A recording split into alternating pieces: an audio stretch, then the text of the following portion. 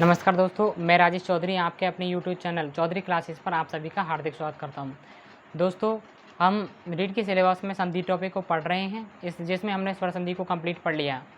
स्वर संधि के बाद में हमने व्यंजन संधि में कुछ संधियों को पढ़ लिया है, जिसमें सुचतु संधि, सुचतु संधि, शुटुतु संधि, जसतु संधि, चरतु संधि, अनुस्वार संधि, अनुनासिक संधियों को पढ़ लिया है। इसके बाद में अगले नंबर पर आती है हमारी परसवर्ण संधि। संधि में अगली आती है परसवर्ण संधि।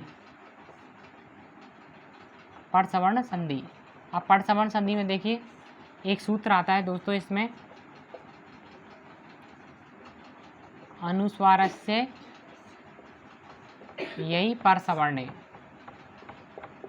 अनुस्वारस्य यही परसवर्णे एक सूत्र आता है दोस्तों। इसमें आता है अनुस्वार के बाद में यदि कोई भी यय वर्ण आता है, और यय वर्ण में आता है से है को छोड़कर व्यंजन, मतलब से है को छोड़कर कोई व्यंजन, तो अनुस्वार के स्थान पर अगले वाले वर्ण का पांचवा वर्ण हो जाता है।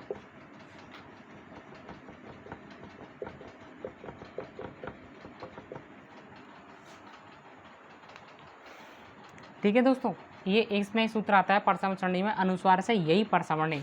अनुस्वार के बाद में यदि यह वर्ण आता है, यह मतलब से है को छोड़कर कोई भी व्यंजन वर्ण आता है, तो अनुस्वार के स्थान पर आगे आने वाले वर्ण का पांचवा अक्षर हो जाता है।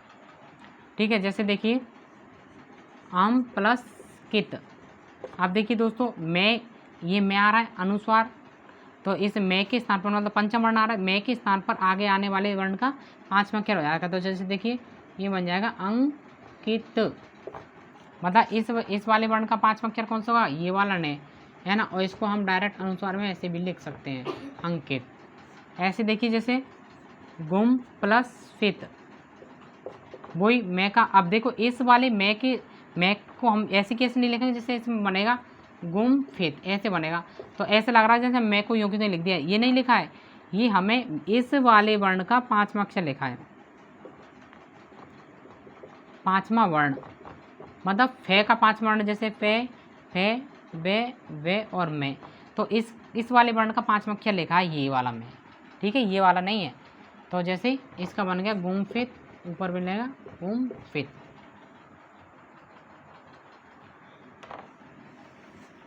इसके बाद में आता है जैसे दोस्तों साम प्लस तय, बराबर ये बन जाएगा शांत तय,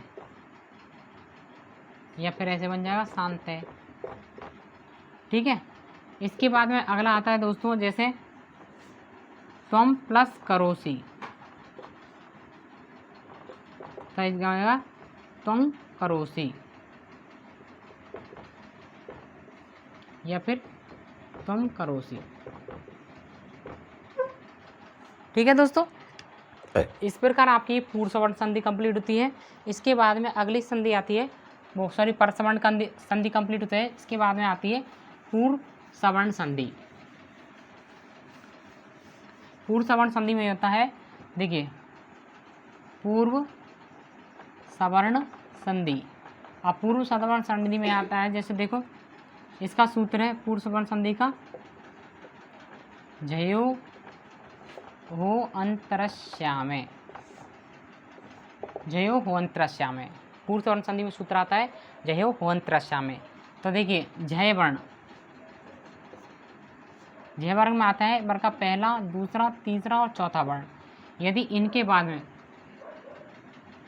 बाद में यदि है वर्ण आता है, देखो जय अंतराशा सूत्र क्या कहता है, यदि जय वर्ण के बाद में कोई है वर्ण आता है, तो इस जय के स्थान पर पहले तो होगी जसत्व संधि, मतलब पहले तो होगा तीसरा वर्ण, फिर इस है के स्थान पर इस वाले वर्ण का चौथा वर्ण होगा, इस वाले वर्ण का चौथा वर्ण होगा। जैसे देखिए अच प्लस हीनम, देखिए बहुत ही इंपॉर्टेंट संधि है दोस्तों ये। तो पहले तो इसका जसत संधि से होगा जे होगा, तो पहले तो बनेगा इसका अजहीनम। ठीक है दोस्तों, पहले तो इसमें लगी जसत्व, यहाँ तो ये हो गया जसत्व, जसत्व से तो बनाइए। फिर इसके बाद में जय के बाद में है आ रहा है, तो है के स्थान पर होगा इस वाले वर्ण का चौथा अक्षर, और इसका चौथा वर्ण कौन सा होगा जे, तो ई क्या बनेगा फिर देखो अज, ये तो ऐसे रहेगा, फिर है के स्थान पर होगा जय, तो जीनम अजीनम, अच प्लस हीनम बराबर एक तो बनेगा अजीनम और एक बनेगा अजीनम। ठीक है दोस्तों, इसके बाद में एक आता है जैसे देखिए तत् प्लस एतम, तत् प्लस एतम, तो देखिए पहले तद उससे बनेगा तद एतम जैसा तुसे, और फिर बनेगा देखो तद धितम, ऐसे बनेगा धितम, या फिर हम इसको ऐसे लिख सकते हैं देखो तद्धितम।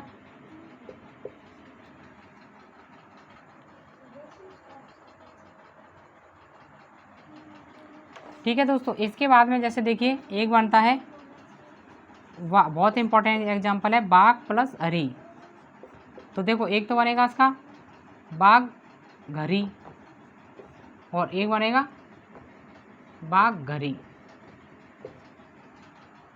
बाघ प्लस हरी बराबर बाघ घरी, और एक बनेगा बाघ हरी। इसके बाद में जैसे देखिए उत प्लस हार,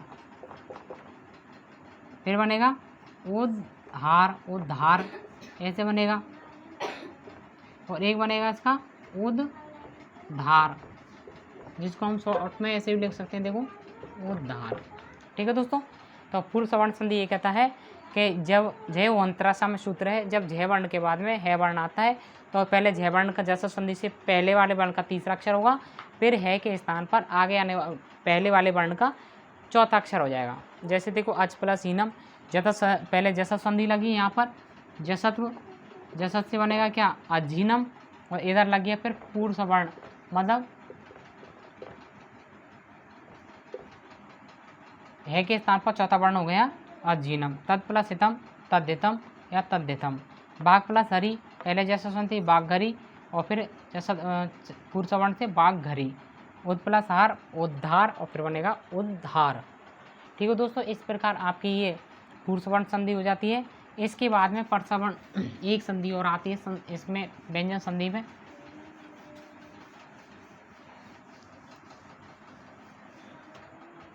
जैसे देखिए इसमें आती है परसवर्ण संधि,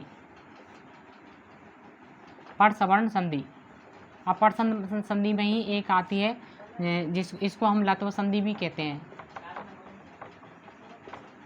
इसमें लत्व संधि कहते हैं। जैसे लत्व संधि में आता है, जैसे एक सूत्र आता है तोरली,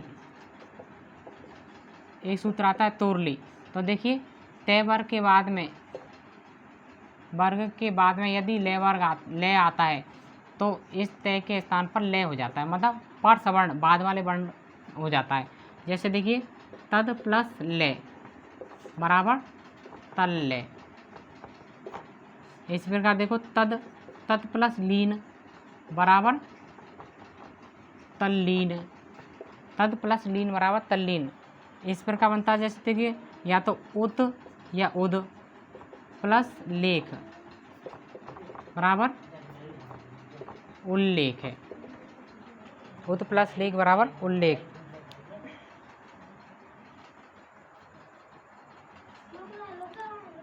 इसी प्रकार जैसे देखिए पत या पद प्लस लव पल्लव,